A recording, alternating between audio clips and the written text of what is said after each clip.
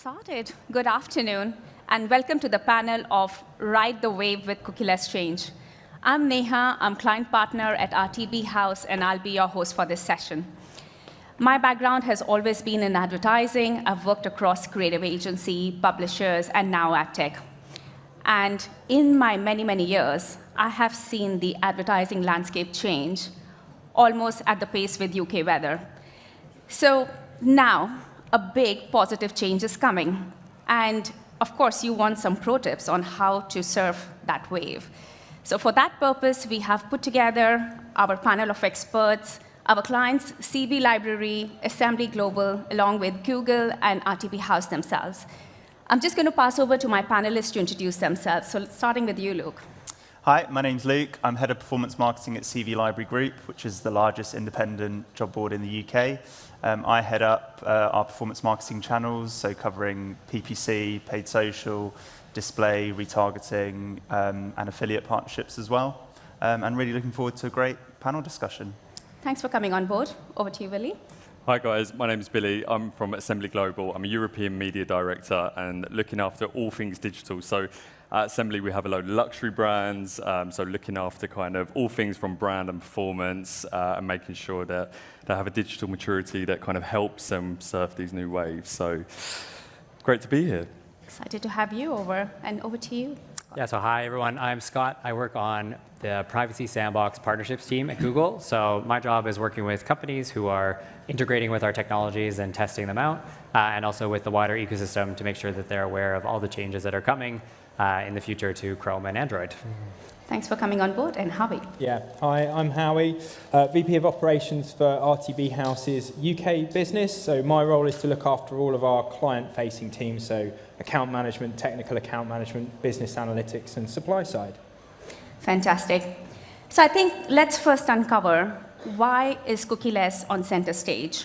And my question to you, Scott, can you tell us what roles are cookies playing in today's world? Why this change, and what's going to change? Yeah, so I mean, the cookies as a technology has been around for a long time, like 20 plus years, and it does a lot of really useful things on the web and powers a lot of great experiences, which is obviously great as well. But unfortunately, the cookie is also used for a lot of things that aren't so great, like cross-site tracking, identifying users, and other use cases. And we think that given kind of the evolving user expectation around privacy, as well as regulations around the globe that have obviously changed a lot in the past few years, we're kind of at this inflection point where the third-party cookie no longer makes sense. And that's kind of how we arrived at the Privacy Sandbox project, which is an initiative that's been around for a few years, and this is a collaborative cross-industry initiative where we want to come up with new solutions, new technologies to power sort of ad-supported business models on the web that provide sort of free content and services that we all know and love and use, but do it in a way that is private for users and doesn't allow sort of cross-site or cross-app tracking in ways that are possible today with third-party cookies.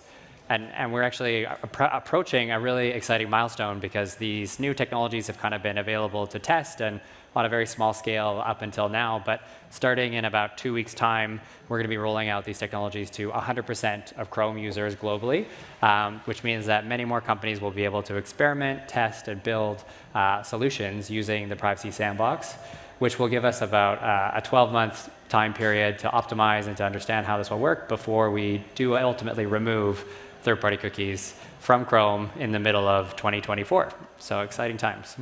Thanks for validating that timeline. And also, really interesting for user privacy. However, Howie, like my question to you is, there's a lot of rumors that retargeting solutions will not work post-cookieless. So what's your view on that? So I think there's three main things that power retargeting as it works today. So firstly, you need to profile users on a website. You need to understand them. And you need to be able to get enough data to understand, is this a user that's likely to convert? Secondly, you need to be able to buy that user in an auction at the correct price. So someone who's really likely and potentially has a really big basket, you might want to pay more for. Someone who's slightly less likely with a smaller basket, you want to pay less for. And then finally, you want to be able to serve personalized ads. So these are the three key elements of retargeting as it works today, powered by cookies. And thanks to the work that Google have done in terms of setting up the privacy sandbox, but also RTB House, we've contributed some really key parts of the solution in terms of a couple of key bits of code. You're able to do all of those things once the third-party cookie gets removed. So first-party cookies stay, so you can still collect all of that valuable user data.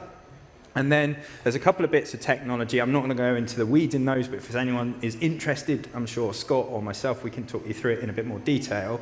But you will be able to buy users at a precise level in the bid, and you will also be able to show them personalized ads in the same way that you can today. So it's totally possible to do retargeting as effectively once the third-party cookie gets removed. That's quite reassuring. And then I'll move to you, Luke. CV library does rely on performance marketing, especially retargeting. So what are you doing to transition? Yeah, so it's actually been quite an interesting timeline because prior to CV library about a year ago, I pretty much spent most of my career agency side. So, you know, approaching the end of that sort of time agency side, it was very much kind of the topic of conversation. And then, you know, at some point then that kind of timeline got delayed. So I feel like kind of that urgency in some cases might have given way to a bit of complacency in terms of how brands might be thinking about cookieless. But, you know, speaking at the other end of the spectrum now, as head of performance marketing at CV Library, I think for me, fundamentally, it's really just kind of making sure we're preserving the performance aspect of how we're investing in those channels as well. So, you know, something that's really important to me is not just necessarily how one channel is doing in particular, but how we're diversifying our channels to deliver on performance in a holistic way across both candidate acquisition and retargeting as well. So, yeah, I think from my perspective, it's very much the case of performance needs to be maintained fundamentally. Sounds very hands-on, Luke. So Billy, my question to you would be, now you're dealing with many clients. What's happening on agency side of things? How are you helping them? Yeah, it's a good question. So at agency side, I think it's kind of on us to make sure that we're just putting together a real robust kind of like testing, learning framework so that we're basically helping our clients navigate through all of this. And it's great to hear, obviously, you know, RTB and Google working on solutions. There's a lot of solutions that have come out already. There's going to be a lot more that come into space. So we're kind of playing both sides at the moment, using both strategies, cookies and non-cookies. But yeah, what would be great is to then actually look at creating test and learning frameworks and then making sure that we're able to still hit the same performance levels that we were hitting before, right? And it's going to take a bit of teething to find that, but that's where I start for agencies and their clients that are looking to kind of navigate this new era. So are your clients going to go on summer holidays peaceful, thinking you guys have got it? No, absolutely not.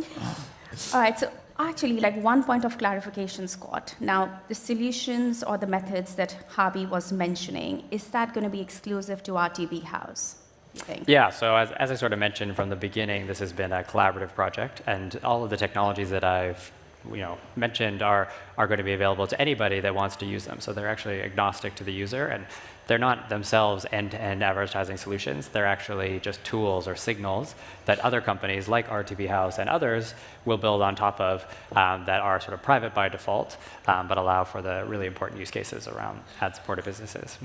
Great. So we've come up with some universal solutions. That's good. Now let's talk about branding. Branding has less reliance on third-party cookies. So what's even happening in this space now? Scott, let's get back to you, and if you could clarify. Yeah, so as I mentioned, these aren't really end-to-end solutions. There isn't a branding solution for the privacy sandbox, but what there is new signals that companies can use to build on top of them. And one example is called the Topics API, which gives you a interest-based signal about your user that you can use to kind of target them as a brand based on their interests. That will work in many ways the same as how interest-based advertising works today, but it's doing it with this new private signal that doesn't release any uniquely identifying user information. Wow. So there's going to be an independent approach. Billy, you said you've been testing a few things, so do you have anything to add? Yeah, I think it depends on the client and the category that they operate in, but essentially what we want to make sure is just that that client and whatever advertising needs that they need, they can still hit that same audience, right? And like you say, branding, there's a lot of other signals like contextual and things, so we may not be as reliant on third party, but we still want to make sure that if that was the signal where our audiences were previously, how are we now going to use other tactics to make sure that we're hitting them whilst Google and partners come along with new solutions? I think one thing I'd add on top of that as well is that for media agencies, it's a really good time to actually have a conversation about how they use data as well. And so what first-party data is available, how are they kind of segmenting their audiences, what tech stack are they using? And can we actually do anything there so that we can do some like custom model data modeling off of their first-party data, build some publisher cohorts, and actually just make sure that branding relationship is just more direct and there's more of that one-to-one relationship. Wow, that's a lot of prep. Yeah. Howe, actually, RTB House is a full funnel solution and not just retargeting, but equally focuses on branding. What are they saying about the branding solution sets there? So we don't use a huge amount of third-party cookie today on our branding solutions. And as Scott mentions, there's this new signal, which is Topics API. So this is a brand new signal that we can use to help inform our branding product. So actually, we look forward to that solution coming online. I guess we'll be able to start doing some testing in a couple of weeks' time on that topic signal. RTB House made an announcement about a company called Prime Audience that we're launching, which is kind of sitting in the middle there. That's not detail we're going to cover today, but it's looking at using that sort of topic signal to help create audiences for our customers as well. So actually, we're quite enthusiastic about the changes that are going to come because we think there's going to be more signal that we're going to be able to use. So there you go, additional signal. I'm just going to move on to the next bit, which is whose responsibility is it going to be to prepare for cookieless? Is it going to be everyone or vendors only? So let's start with you, Luke. Well, I think it's quite an overarching topic, to be honest. So, there's certainly different sort of stakeholders within this whole ecosystem that have probably different responsibilities to basically respond to the situation. So, from our perspective, and Billy touched on it earlier on as well, it's prompted the whole topic in terms of not just looking at our traditional performance channels and what performance we can continue to derive from those in the future, but then also how we're leveraging our own data, how we're gathering it, how we're getting consent for it, and operating in a very consumer or candidate-centric way. So, like I said, in terms of our channel or marketing diversification, it's all about not just how can we utilize or how can we make sure that retargeting still does what it needs to, but how can we get the right level of consent from our own users to be able to then re-engage with them later and not necessarily have to be reliant solely on paid media to communicate with our candidates as well. So I'd say that's certainly our responsibility to make sure we operate in a best practice way around that, and certainly understanding what value our brand gives to those candidates that are coming to us over, say, a competitor, and making sure they keep coming back as well. So I think yes, there's maybe shorter-term responsibilities that some people have in terms of making sure we're seeing that same CPA or cost per registration or cost per application that we have, but then also longer-term how we are acting in a responsible way to continue to communicate and engage with either existing candidates or prospective candidates. Fantastic. So, Billy, anything you would like to add to what Luke just said? Yeah, I think Luke summarised that really nicely. I guess the only thing that I would add from an agency perspective is that so that we can help clients like Luke as well, we just need to understand all of the available options that are happening. And so already there's so many products, right? And like Scott mentions, there's new APIs being released. There's going to be new functionality that can be built on top of it. How he alluded to a new product that's coming already. And so I think for agencies, we just have to mirror up all of those solutions that come available. And then it's going to be our job to pivot which solution is going to be the best for our clients based on their objectives and the category that they sit within. Interesting. Great. So, Howie, I guess the vendors are also taking more of an ownership in this preparation. So what's happening right now at RTB? So we're getting ready with all of our clients to do testing. So as Scott mentioned, in a couple of weeks' time, you promise, right? We're going to have access to all of the Chrome audience to start testing the Protected Audiences API, so that we'll be able to start. There's a tagging that needs to take place. So a bunch of our more recently acquired clients have the latest set of tags, but some of our older clients, we need to update the tags. But once that's all in place, we're going to actively test with our clients. So on a retargeting campaign, part of that budget will be being pushed through the Protected Audiences API. And so we're going to be making sure that our clients are ready for the switchover, because we're going to start testing in the second half of this year, so that all of those campaigns can start to get optimized in this new environment. So that's where we're at in terms of preparation. And then, of course, on the branding side, again, once we've got access to the full audience and the topics API, we'll be able to start playing around a little bit with that signal and seeing how that impacts the branding campaigns. Great. So a lot of groundwork in action then. Our technical team are very busy at the minute, yes. All right, so I think, Scott, my final question would be to you, like, what are examples of businesses that are looking well prepared? Yeah, so I mean, we've been working on this project for a few years, as I said, and it's been really exciting to see kind of the innovation coming out of this space and people thinking about new ways and new ideas around these new private signals. So, and also a lot of the feedback that we've gotten from those early testers has helped to inform the design and inform some of the decisions that we've made, like how we mentioned, so that we can make sure that these are suitable and fit for purpose for our industry. And so, yeah, you could go today to privacysandbox.com and you can see a list of companies that are already testing or experimenting and implementing the APIs and kind of get an understanding of who's out there and what they're working with. I would say for most people in this room, you know, probably as maybe an advertiser or an agency, you won't be the people that are directly integrating with the technologies. You won't necessarily have to write code or do anything specifically with them. You'll be sort of still interacting with your same vendors, same partners and ad tech companies that you do today.